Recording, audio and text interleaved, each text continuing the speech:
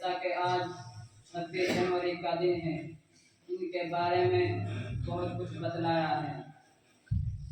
اب میں بھی یہ مناسب سمجھتا ہوں کہ آپ حضرات کے سامنے ہندوستان کے بارے میں کچھ بتلاؤں۔ میں انشاءاللہ کوشش کروں گا کہ انتہائی مثبت انداز میں اپنے اسلاف کی تاریخ اور واقعات سناؤں، اور میں امید کروں گا کہ آپ اگر میری معروضات کو غور سے سنیں گے تو انشاءاللہ کئی نئی باتیں ہم سب کے سامنے آئیں گی۔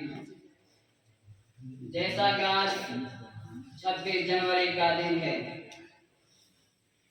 یہ بات سبھی کو معلوم ہے، لیکن جب کسی سے پوچھا جاتا ہے کہ 26 جنوری کے دن کیا ہوا تو بتاتے ہیں کہ 26 جنوری کے دن ہمارے دیش کے قانون بٹے، لیکن بہت سے لوگوں کو یہ نہیں پتا ہوتا کہ اس دیش کو آزاد کرانے میں کس کس علماء نے اور کون کون سے کافرین نے خون پیش کیا ہے۔ میں مناسب سمجھتے ہوئے 26 جنوری سے پہلے کچھ عرض کر دینا چاہتا ہوں۔ آج ہم نونہالان ملت اپنے مدرسے میں ہندوستان کی آزادی کا جشن منانے کے لیے جمع ہوئے ہیں۔ ہم کو یہ آزادی کیسے حاصل ہوئی اس کے بارے میں جاننا ضروری ہے۔ ہم نے آزادی سے پہلے کا زمانہ نہیں دیکھا، مگر آزادی کی تاریخ اپنے بزرگوں اور اساتذہ سے سنتے آ رہے ہیں۔ ایک طرف اسکولوں اور کالجوں میں آزادی کی تاریخ پڑھائی جاتی ہے، جس میں بتایا جاتا ہے کہ 1947 عیسوی سے پہلے یہ ہندوستان انگریزوں کا غلام تھا۔ مہاتما گاندھی، جواہر لال نہرو اور سردار پٹیل جیسے لیڈروں نے آزادی کی تحریک چلائی، ستیہ گرہ کیا۔ ہندو، مسلم، سکھ، عیسائی سب نے اس آزادی میں حصہ لیا، تب جا کر ہمارا بھارت آزاد ہوا۔ میرے دوستو، اسلامی تاریخ کا جب ہم مطالعہ کرتے ہیں اور اسلامی کتابوں کو جب ہم کھنگال کر دیکھتے ہیں تو ہمیں صاف طور پر نظر آتا ہے کہ حضرت آدم علیہ السلام سے لے کر حضور علیہ السلام تک جتنے بھی دور آئے ہیں، ہر دور میں حق اور باطل کی آویزش اور ٹکر رہی ہے۔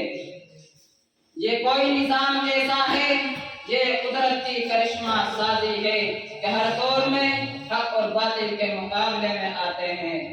حق بے سر و سامانی کے عالم میں آیا اور باطل سرکشی، تکبر، انانیت، عجب و شوکت و حشمت، جنگ، ثروت اور طاقت دے کر نمودار ہوا۔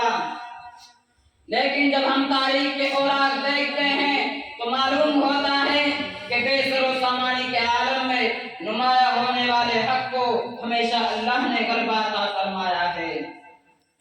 لیکن تاریخ کے طالب علم کو معلوم ہونا چاہیے کہ تاریخ کی فیصلہ کر کر بتاتی ہے کہ اس دور کا حق کون سا ہے اور اس دور کا باطل کون سا ہے۔ آپ اپنے ذہنوں کو 1400 سال کی تاریخ کے پیچھے لے جائیں تو آپ کو معلوم ہوگا کہ حق کس طرح آیا اور باطل کس طرح آیا۔ باطل نمرود کے لباس میں آیا تو ابراہیم علیہ السلام کی بے سر و سامانی کے عالم میں آیا۔ باطل فرعون کی شکل میں آیا تو موسیٰ علیہ السلام کی شکل میں آیا۔ باطل بنی اسرائیل کے بخاروں کی شکل میں آیا تو عیسیٰ علیہ السلام کی شکل میں آیا۔ باطل قیصر و کسریٰ کی شکل میں آیا تو محمد مصطفیٰ صلی اللہ علیہ وسلم کی شکل میں آیا۔ باطل حجاج بن یوسف کی شکل میں آیا تو عبداللہ بن زبیر کی شکل میں آیا۔ باطل خلیفہ منصور کی شکل میں آیا تو امام ابو حنیفہ کی شکل میں آیا۔ باطل فتنہ تاتار کی شکل میں آیا تو ابن تیمیہ رحمۃ اللہ علیہ کی شکل میں آیا۔ باطل جلال الدین اکبر کی شکل میں آیا تو مجدد الثانی رحمۃ اللہ علیہ کی شکل میں آیا۔ باطل راجہ رنجیت سنگھ کی شکل میں آیا تو شاہ اسماعیل شہید کی شکل میں آیا۔ باطل فتنوں کی شکل میں آیا تو علماء دیوبند کی شکل میں آیا۔ میرے دوستو، ہر دور میں حق اور باطل کی آویزش اور ٹکر رہی ہے، لیکن تاریخ کے طالب علم کو معلوم ہو جاتا ہے کہ اس دور حق والے لوگ کون سے ہیں اور انہوں نے اسلام کے مگر ابھی تک ہندوستان پر تن کے گورے من کے کالے انگریزوں کا بنایا ہوا نظام وہ دستور و قانون نافذ تھا۔ اس لیے کہ حقیقی آزادی تو وہ ہوتی ہے کہ اپنا ملک ہو، اپنا دیش ہو، اپنا بنایا ہوا نظام ہو۔